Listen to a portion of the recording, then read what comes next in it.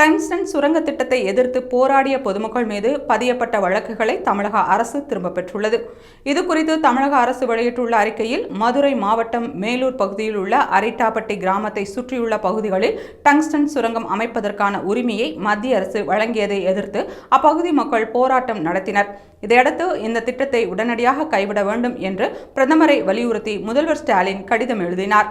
மேலும் இந்த திட்டத்தை மத்திய அரசு கைவிட வேண்டும் என்று ஒருமனதாக தமிழ்நாடு சட்டப்பேரவையில் 9/12/2024 அன்று ஒரு சிறப்பு தீர்மானம் நிறைவேற்றப்பட்டது. மக்களின் உணர்வுகளுக்கும் தமிழ்நாடு அரசின் உறுதிக்கும் கிடைத்த வெற்றியாக இந்த திட்டத்தை மத்திய அரசு கைவிட்டுள்ளது.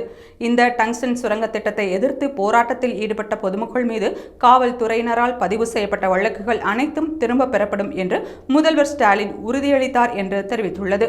மேலும் முதல்வர் ஸ்டாலின் கொடுத்த வாக்குறுதியின்படி இந்த போராட்டத்தில் ஈடுபட்ட 11,608 பொதுமக்கள் மீது பாரதிய நியாய சட்டம் 2023 கீழ் 3 பிரிவுகளில் பதிவு செய்யப்பட்ட 4 குற்ற வழக்குகளும் திரும்ப பெறப்பட்டுள்ளன என்று தெரிவிக்கப்பட்டுள்ளது.